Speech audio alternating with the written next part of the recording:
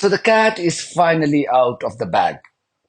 Perhaps British Prime Minister Keir Starmer wasn't even aware when he addressed his country's soldiers at the RAF base in Cyprus that the content of his speech will formally confirm the UK's role in the ongoing genocide of Palestinians in Gaza by Israeli terrorists.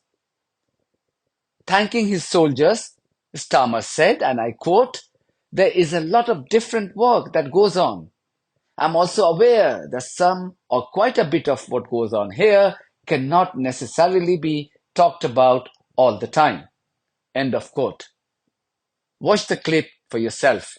And that's why at this time of year, I think a thanks to all of you is due, and it should be delivered personally. It's very important that you get to hear it personally.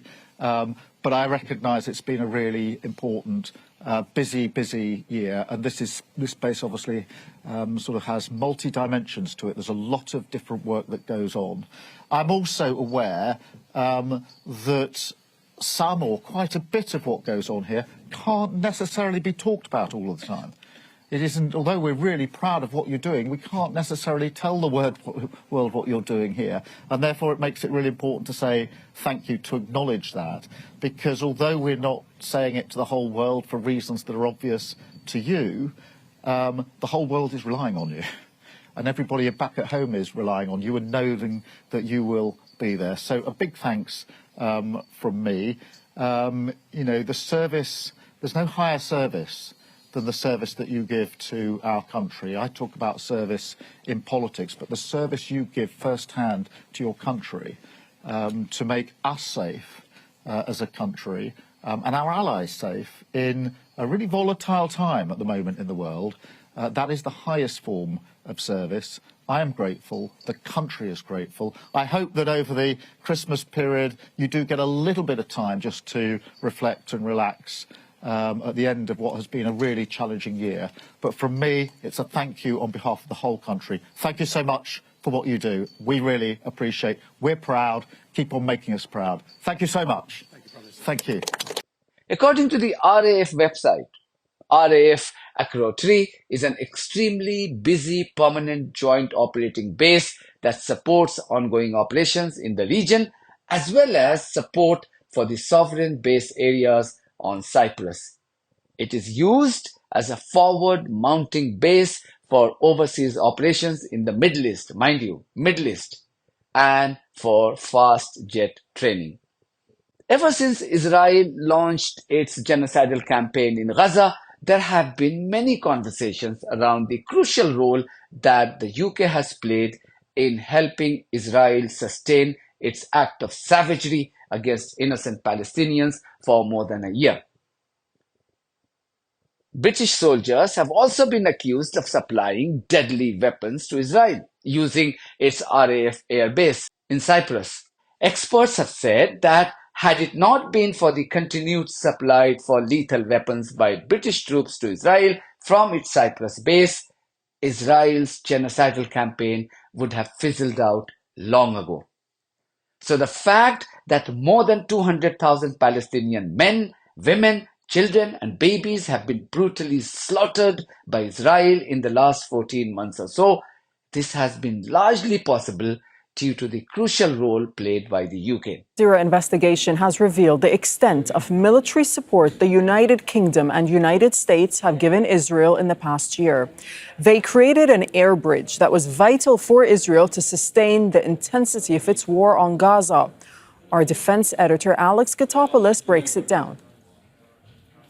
The evidence unearthed by Al Jazeera uses open-source flight data to show the scale of American and British involvement in Israel's war on Gaza and now Lebanon. The data shows more than 6,000 military flights in a year, including hundreds of transport missions ferrying arms to Israel. Israel flew only 20% of the 1,600 reconnaissance flights recorded, whereas the UK accounted for nearly half, using its Shadow R1 surveillance aircraft, which provided intelligence on ground movements in Gaza. The UK sent Israel targeting data en masse during 645 flights. The report reveals the extent of the weapons air bridge built for Israel. More than 1,200 military cargo flights made up the airlift over a year. Several bases in Europe were used with hundreds of flights from each, from the UK, Germany, Italy, Cyprus and Greece. It is this air bridge, together with a vast number of surveillance flights and air-to-air refuelling, that has sustained Israel's brutal war on Gaza and helped it expand its operations into southern Lebanon. The reason why I said that perhaps Starmer didn't even realize what he was talking about was evident when he himself released a small video of his speech later. This clip was distinctly different from what was widely broadcast by news channels around the UK. The crucial bit, that what goes on here can't necessarily be talked about all the time, was missing from his video. And I'm not surprised why. Can I just say it's a real privilege to be able to come and see you here this morning. And I came for one purpose, and that was to stand here and have the opportunity to say to you a very simple thing, but a really important thing, which is thank you. Thank you for everything that you do for our country. And I say that as me, I say that as Prime Minister, head of the government, on behalf of the government. But I also, and importantly, say it on behalf of so many citizens back in the UK who would love to be able to stand here and see you and say thank you. I want you to know that when I was making decisions about what we would do, when we would do it, with my senior team in Downing Street, I knew that you would step up. I knew you'd be professional. I knew that I could say, not just to my team and to our country, but I could say to allies that we would be ready to do whatever was necessary when it was necessary. And that's because I had complete faith in you. There's no higher service than the service that you give to our country. I talk about service in politics, but the service you give firsthand to a country to make us safe as a country and our allies safe in a really volatile time at the moment. That is the highest form of service. I am grateful. The country is grateful. I hope that over the Christmas period you do get a little bit of time just to reflect and relax at the end of what has been a really challenging year. But from me, it's a thank you on behalf of the whole country. Thank you so much for what you do. We really appreciate. We're proud. Keep on making us proud. Thank you so much. His advisors may have told him about the adverse impact on his reputation as a so-called human rights lawyer, so he decided to omit the controversial portion. But Starmer is living in fool's paradise. He's deluding himself if he thinks that people still view him anything but as a supporter of genocide. You don't have to go very far in the past to find this out. Only a few weeks ago, in fact, immediately after the International Criminal Court issued the arrest warrants against Benjamin Netanyahu and his former Defense Minister Yoav Gallant, this is what this shameless PM has said in the temple of democracy called Parliament.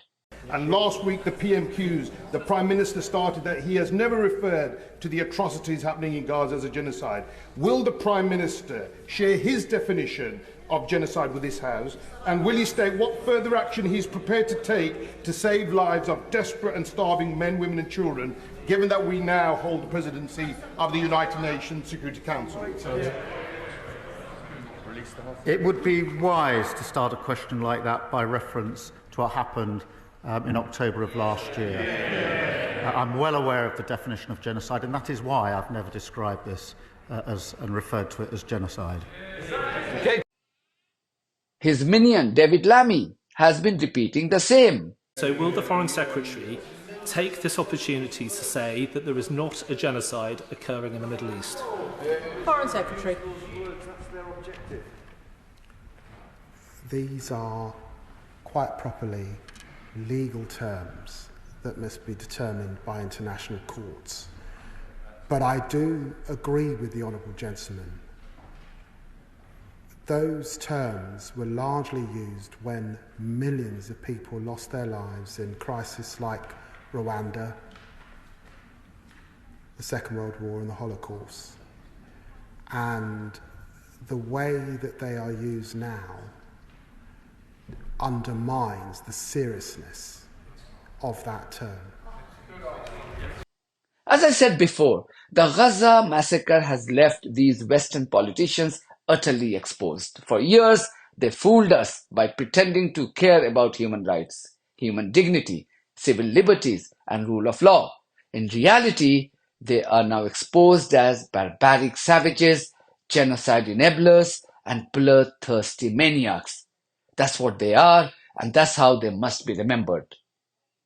That's it from me. Thank you very much for your support of this platform and journalism on buymeacoffee.com and Patreon. If you too think that our journalism is worth supporting, then you too should consider becoming part of it. In the meantime, if you haven't subscribed to my channel, please do so, because that's one of the many ways you can support independent journalism. God bless you all.